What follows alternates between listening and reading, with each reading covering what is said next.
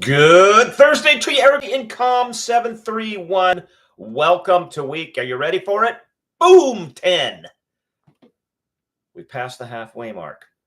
Welcome. I hope you had a relaxing and rejuvenating modular week. But we are back in. Yeah, this video is a little bit late. Normally we're here like on a Wednesday or a Tuesday or a Wednesday, but here we are. I do have a couple of things I need to discuss with you that are specific and pertinent to our class. But first, let's just the last of the morning coffee. Now, there's a sad scene.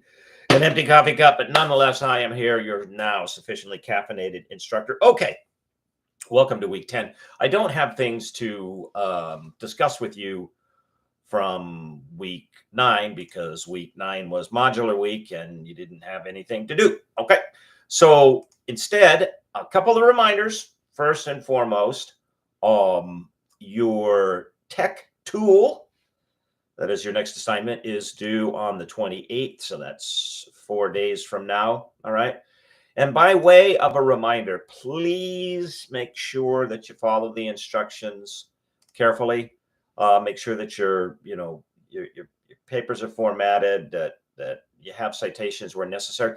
This exercise, not as what am I looking for? Structured as, say, a formal research paper, okay? But nonetheless, those things apply. I'm thinking specifically of a number, or the comments that I made for a number of your papers on part 1. All right, so that's the first thing. Secondly, part 2 for your papers, that is the instruction sheet, and the upload link is now in the assignments tab over in Canvas.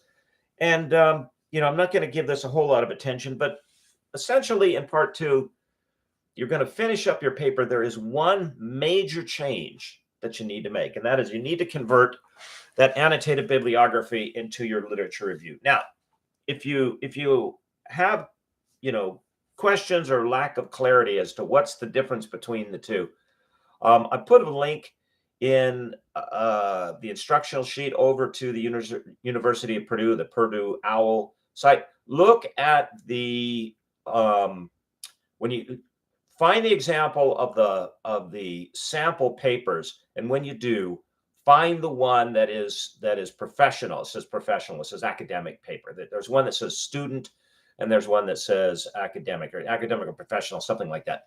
Okay, because that one is meant for graduate students like you. Student paper is meant to understand undergraduate student paper, which you are not. All right, but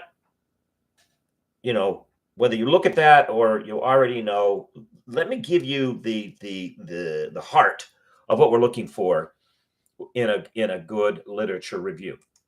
Unlike a annotated bibliography, an annotated bibliography is essentially an article by article review of your sources, in which, by the way, there are papers that do annotated bibliographies, and they sort of do surveys of all the literature out there concerning a particular topic, and they can be useful. They can be helpful. All right. I find, for me personally, the greatest benefit of an annotated bibliography is for me. And when you construct an annotated bibliography, there are a couple of elements, points, if you like, within the article that you should focus on.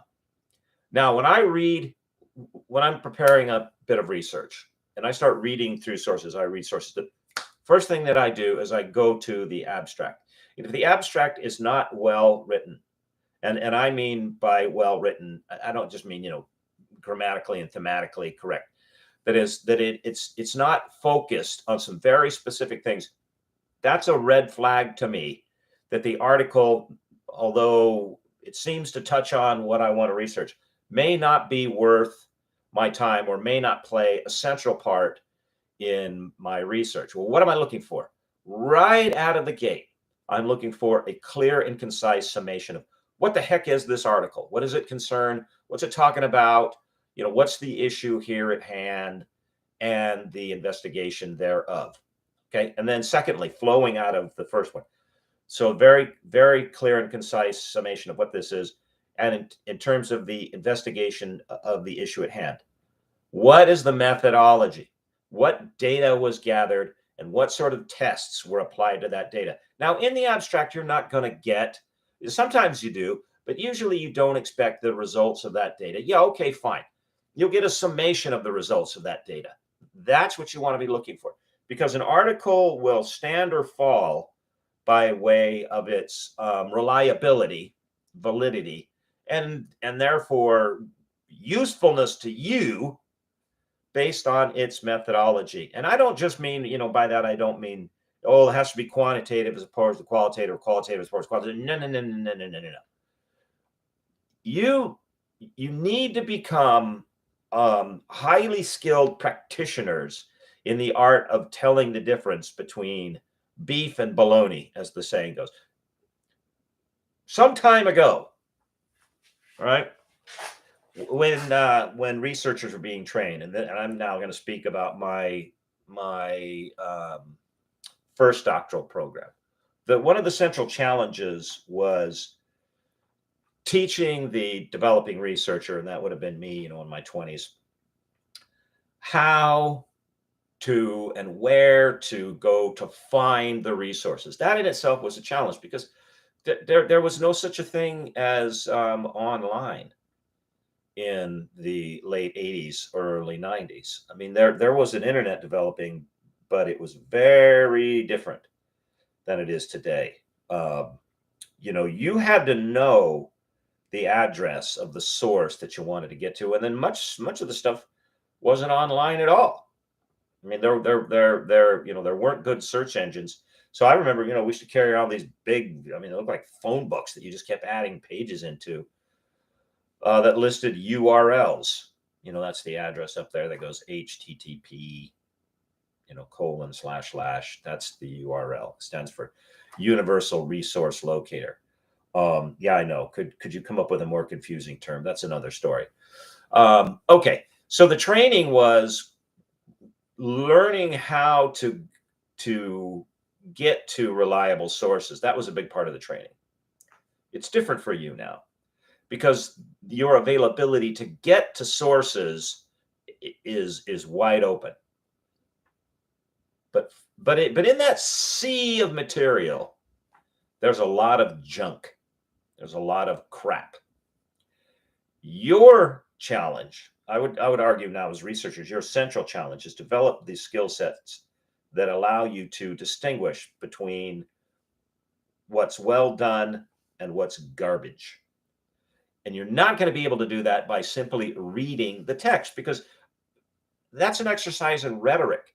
And if everything that were true only presented itself with, clearly laid out language and a well-defined and a defined argument, and anything that wasn't true was full of all sorts of, mistakes and stumbles, and the argument was herky jerky, well, the world would be a perfect place, and we wouldn't have bad actors running around misleading the people in a whole bunch of arenas. That's not the case. That's not the case. You're going to read very well written, and in some cases academic articles that are absolutely garbage, that is nonsense. And what is the qualifier as to whether they're accurate and reliable, or they're junk? It's their methodology. And I don't mean by that, do they use quantitative or qualitative methodology? So when I look at the abstract, I'm drilling down on the methodology, and I am looking for, first of all, what's the question that the researcher says they want to address? Okay. Remember, if you look at it this way, you get your head around it. This is a great gift to you as a researcher. Your job is not to prove anything. Your job is to ask the important questions and then conduct work that answers the important questions. And if the answer is yes, the answer is yes. If the answer is no, the answer is no. If the answer is it was supported, then the answer was it's supported. If the answer is it's not supported, it's not supported. That's it. Now, especially for those of you in strategic communications, in your work, this is outside of sort of this space you step into as a researcher. If you're an advocate for a particular issue, great. I mean, that's part of what we're doing here at Regent Christian Education to Change the World. But you cannot be an effective advocate and a solid advocator if you don't learn to be an impartial investigator. So I look at the question that the researcher asks, and then I look at the method that the researcher has proposed to go about answering that question, because there are some methods that don't answer some questions. So, for instance, if a researcher tells me that he or she, we'll just say he in this case, is going to look at the causal relationship, that is this causing that, between, I've used this example before, so I'll just use it again. People who eat ice cream and people who were attacked by sharks. All right. And the researcher says, so we took a look at the data for the beaches of South Florida, and we noticed that every May, June, and July, and even earlier, starting in March, ice cream sales jump up in the beaches of South Florida. Shark attack incidents jump up the beach of South Florida. There you have it, they say. Those who eat ice cream are more appealing to sharks. Maybe they taste yummier or something. And you look at that and you go, yeah, okay. I even start when I'm looking at the abstract. Well, how many cases did you look at? I mean, look at ice cream sales from one shop and shark attacks from one beach, or did you look at the ice cream sales all up and down the beach and shark incidents all up and down the beach? So I look at the volume of data. Then I look, where did you get it? That is, did you get it from just this brand of ice cream or just ice cream, period? And then I look at the possibility of correlation disguising itself as causation. That is, because we could say, maybe people who eat ice cream are more appealing to sharks, or maybe when the weather gets warmer and there are more people on the beach, like from spring break forward to the vacation season, ice cream sales go up because you can't sell something to someone who's not there. There's more people come, you sell more ice cream. And wait for it, a shark sharks only live in the water. They don't prowl the sidewalks. No one is going to get bitten that's not in the water. It's correlation. That is, the two things are happening at the same time, but there's no causation. And the researcher doesn't know the difference. Look into the abstract, okay, of the article. And so when you're constructing an annotated bibliography, give yourself that information. Because one of the things that you want to try to do, especially for large research projects, is you think about, those of you who have projects for DSC degree, or you're thinking about a dissertation, you're going to go through many, many sources, dozens, maybe hundreds, depending on what you study. Are you going to have instant recall about, everything that was said and every article or source that you read? No, but you need to have a summation that you can go back and look at and go, yeah, okay, that seemed to touch right on this part of what I'm talking about. That's a good source. And then you need to have, that ability to recall. So you go back and look at your summation, that annotated bibliography. And then when you have the ability for that recall, you need to have the ability to go, yeah, this one was better than that, because this one methodologically is much more solid than that. That's the function of an annotated bibliography. It's to get you to know the sources. Okay, switch it to a literature review. All right, and that's what you're going to be doing. The first major change is to switch your annotated bibliography to a literature review. And this is all in the sheet that's up in Canvas. Okay, but here's what I want you to pay attention to, what a literature review is supposed to do. You shouldn't assume that your reader has the kind of background in the topic that you do.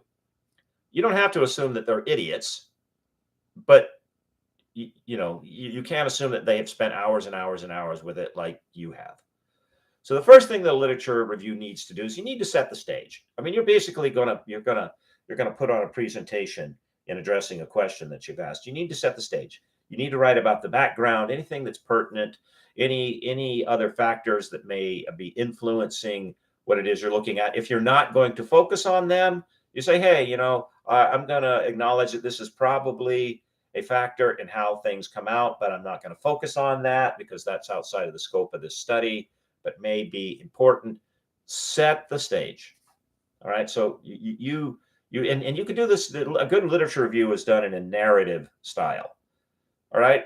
And then secondly, and it doesn't mean like part one, part two, part three. You can roll from one section to another. Secondly, a literature review demonstrates that once you set the stage, and think of it as concentric rings. Okay, here's you setting the stage. Next, coming down. Now let's get to the specific question that you're asking and how it is you're going to answer it. Now, in this second stage, the second ring down, you're going to discuss how others have tackled this question, if at all. And by the way, if you find a big gap in the research, I've talked with some of you and you go, well, I just can't find articles on this. That's good news for you as a researcher, because if you can make the case that this is an important question to be asked and answered, and it's not being addressed, bam, you have a place where you can stand as a researcher. Okay, so the second ring down, you're discussing what's been said. What authors have written what? Is there any real contrast to how it is that researchers have tried to answer this question and the conclusions that they've come to, the type of data that they've used? And yes, so this is where I see that most people's papers falter a bit. You have to put forward your opinion as a researcher as to which methodologies by other researchers are the best. And I see that so often now in papers where people go, well, it could be this, but it could be that. There's just no way to tell. People, all right. This to me, it seems like it's a zeitgeist. It's sort of part of the age that folks just don't want to take a definitive stand. Now, you don't have to be pounding your shoe on the table and screaming, it's absolutely this or nothing else. Okay. But in that second ring down, in which you're discussing how this thing has been tackled and what methodologies, what conclusions, state your case, man. Okay. Do you believe that researchers got it right or wrong? And if so, what's your justification? And then finally, the third ring, and we're right at the center of the bullseye. How is it that you are going to ask this question and then try to answer it? You can say, okay, this is the background. This is what's been done. This is what I'm going to do. And then, boop, you flip to your methodology, and you can get very specific. This is my data. Okay. So that's the major change. Convert your annotated bibliography into a literature review. Then you run, then you analyze your data and report the results. You write up your conclusion, and your abstract you write last, because the abstract is going to tell the reader what was the question that you asked, how did you go about addressing it, what data did you use, and this is in a summary. You got one paragraph, so you got to be tight, and what were your conclusions? Okay, that is posted. It's over in Canvas. The due date for the final paper is December 4th. All right. Now, for those of you wanting to do human subject research, that is, you want to do surveys of actual live people.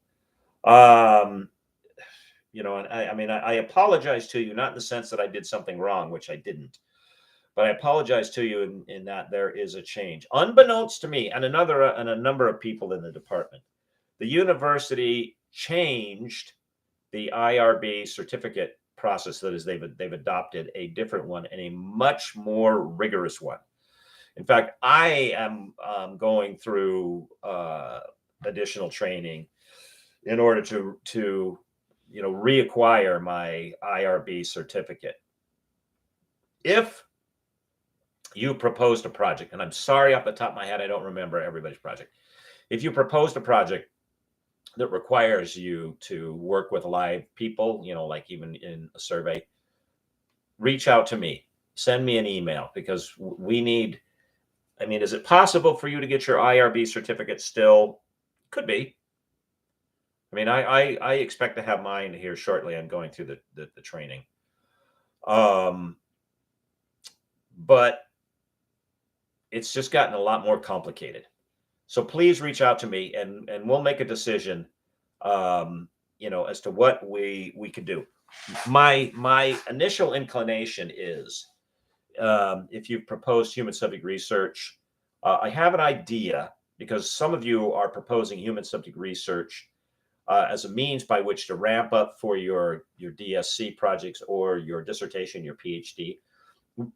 Reach out to me, and I have an idea by which you can still achieve your objectives. It is complete a research paper for this class and become familiar with the process that you're going to use for whether it's your PhD or your DSC. Okay, so all is not lost. It's just been a change. I am very, very sorry for the late pronouncement of this information. I got a call from someone in the department earlier this week and said, hey, I guess the memo didn't go out. They changed it, and it's Professor Myers, and she had been hearing from people in the DSC saying, wait a minute, I wanted to get my human subject research certification, and now it seems to be a lot more complicated. All right, there you go. But this is a minor adjustment in a major operation, which is the trajectory of your development as researchers and great academics. Okay, for this week, we, in terms of what we're doing by way of module, we are continuing our reading in New Digital Age. I think it's chapter 4, if I recollect. And then the questions are up. I think all of your discussions are graded from weeks 1 through 8. Again, if I didn't say this last time, you may see a little note from me about your responses. And if I say, hey, you need to go a little bit deeper, what I'm telling you is you need to go beyond, oh, hey, Jimmy, good point. I'm not pointing to anybody named Jimmy in the class, but it's that kind of stuff. I mean, it reads like a spam email. Okay. And I'm not going to mention any names, but if you've seen that comment from me, that means from this point forward in the semester, if you keep doing that, yeah, I really agree, and that's your response, I'm not going to give you any points for that. All right, because there's not a conversation going on there. Okay, in a couple of weeks, I'll talk to you about the final exam. All right, but that's not for a little bit. Focus on the technology tool. Take a look at that sheet to convert your your paper from stage 1 to stage 2, final stage. If you're proposing to do human subject research, email me. Maybe what I'll do is I'll schedule a Zoom meeting for anybody who's doing human subject research as part of their paper, and I'll just talk to the whole bunch of us at once. Okay, let's see if we can do that, because again, I have an idea that will let you achieve what you need to achieve. That is a research paper in this class. And if you're trying to do this as a setup, which you should be doing for either your PhD or your DSC, to be able to still achieve that. Okay. All right, everybody. Thank you so very, very much. Have a great rest of the week. All right. I think about you. I pray for you, and I will see you on Canvas. Take care. Bye-bye.